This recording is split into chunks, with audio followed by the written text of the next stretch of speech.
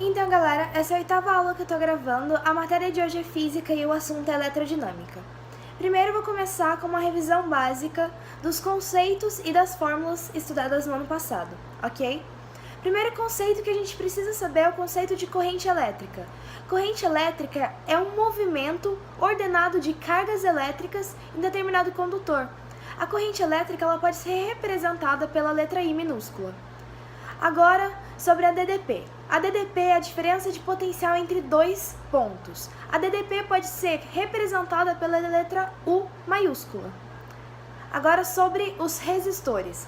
Resistores dificultam a passagem de corrente elétrica, ok?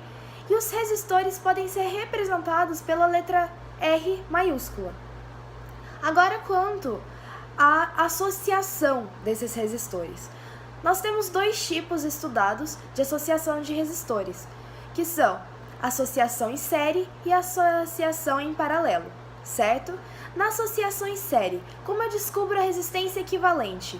A resistência equivalente numa associação em série vai ser igual à somatória das resistências nessa associação, ok? Por exemplo, se eu tenho 4 resistências nessa associação, R1, R2, R3 e R4. A minha resistência equivalente vai ser igual à somatória de R1 mais R2 mais R3 mais R4, ok? Agora, se eu tiver em paralelo eu vou ter que 1 sobre a resistência equivalente vai ser igual a 1 sobre a resistência 1 mais 1 sobre a resistência 2 mais 1 sobre a resistência 3 mais 1 sobre a resistência 4 e assim por diante, dependendo da quantidade de resistores que eu tiver nessa associação. Agora, quanto aos geradores e receptores. Gerador é aquele que fornece a energia para o meu circuito.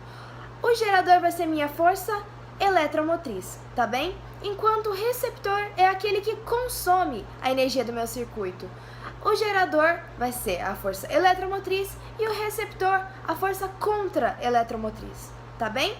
Nós temos também a resistência interna. A resistência interna vai estar presente nos receptores e nos geradores, pode ou não estar, na verdade, e ela vai ser representada pela letra R minúscula, ok? Agora, quanto a algumas formulinhas. A primeira fórmula que nós temos é a primeira lei de Ohm. O que diz a primeira lei de Ohm? A primeira lei de Ohm diz que U, ou seja, a minha DDP, vai ser igual a minha resistência vezes a minha corrente elétrica, ok? Temos que U igual RI, certinho? Nossa segunda lei de Ohm.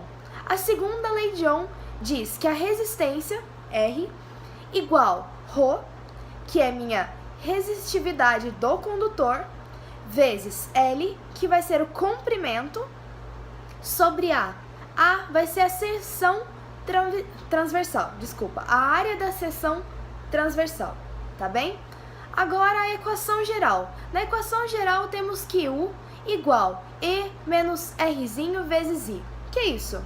A minha DDP igual a minha força eletromotriz menos a minha resistência interna vezes a minha corrente elétrica, tá bem? Agora a lei de Ohm-Pouillet. O que diz? I igual E sobre Rzão mais Rzinho. Que é isso? Novamente, a minha corrente elétrica vai ser igual a minha força eletromotriz sobre a minha resistência mais a minha resistência interna, tá bem? Uma última fórmula, não tão importante, mas que é sempre bom saber, é a corrente elétrica do curto-circuito, tá bem? A corrente elétrica do curto-circuito vai ser igual a força eletromotriz sobre a resistência interna, ok? Ok, agora quanto à matéria deste ano. 3 conceitos bem básicos que vão nos auxiliar no estudo da matéria deste ano. São os conceitos de nó, malha e ramo. Conceito de nó é o encontro entre 2 ou mais fios. Aqui nós temos um nó e aqui nós temos outro nó. Malha. Aqui nós temos uma malha certo? Aqui nós temos outra malha, certo? Ou seja, 2 malhas, tá bem? Agora, quanto a ramo, aqui nós temos um ramo, aqui outro ramo e o nosso último ramo, correto? Agora, quanto às leis, a primeira lei que nós temos é a primeira lei de Kirchhoff, ou então a lei dos nós, tá bem?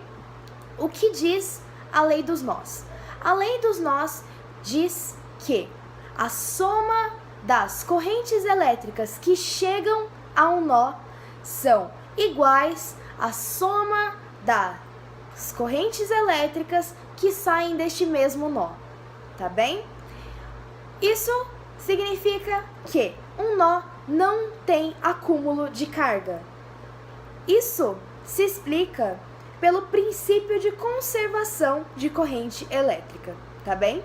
Daí nós ficamos que, neste exemplo, aqui nós temos IA chegando ao nó e temos IB e IC saindo do nó. O que isso significa? IA igual IC mais IB, tá bem? Ok, agora na segunda lei de Kirchhoff, ou a lei das malhas. O que diz a lei das malhas? A lei das malhas diz que a soma dos potenciais em uma malha fechada deve ser igual a 0, ou seja, deve ser nula, certo? Daí nós temos que, vamos analisar novamente esse circuitinho aqui, certo? Nós temos que IA vezes R1 mais IC vezes R3 menos força eletromotriz, certo? Por que menos? Aqui vai ser menos porque vai estar chegando no menos, ok? Daí aqui nós temos, nessa segunda malha, nós temos que I2, certo? Vezes R2 mais, certo? E menos, porque tá para baixo, eu estou indo para cima, menos IC vezes R3, certo?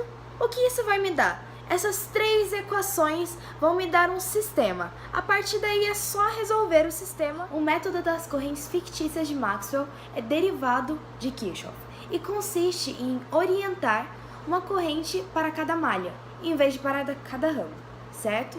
Com isso, nós obtemos um menor número de equações e de incógnitas do que, no caso, aplicando as leis de Kirchhoff, certo? Ok. Deve-se fixar em cada uma das malhas, independentemente do circuito, uma corrente fictícia, certo? O sentido dessa corrente é escolhido arbitrariamente. Daí, aplicando a segunda lei de Kirchhoff, nós vamos obter as equações necessárias para descobrir o valor das minhas incógnitas, ok? Caso o resultado da minha corrente seja negativo, eu apenas vou ter que saber que eu escolhi o sentido oposto, certo? Logo, se eu escolhi o sentido horário na minha corrente, a minha corrente fica negativa, então eu sei que é o anti-horário. Agora, se eu escolhi o horário, deu positivo, eu sei que eu acertei o sentido dessa corrente, certo? Então, vai ser horário. É só isso. Nós temos agora na última parte da matéria as pontes de Wheatstone, que consistem em circuitos destinados a medir a resistência elétrica de um elemento. Esses circuitos eles vão possuir reostatos. O que são reostatos? No caso do desenho, os reostatos são R3 e R4. Eles são representados por uma seta, certo? E reostatos são resistores ajustáveis, ok? Tá bem. Variando a resistência desses resistores, nós vamos ter uma diferença nas tensões nos pontos que ligam o galvanômetro, certo? Ou seja, nesse caso vai ter uma diferença de tensão entre C e D, com a variação, certo? Com esse ajuste nos reostatos.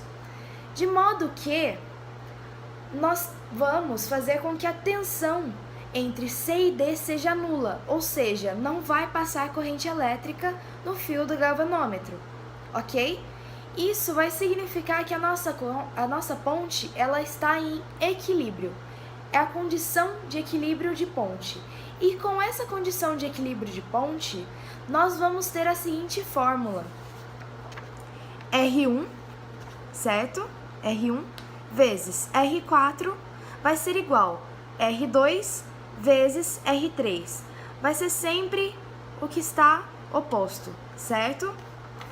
Tá bem. Essa fórmula ela vale sempre? Não. Essa fórmula ela só vai valer quando a ponte estiver em condição de equilíbrio. É isto.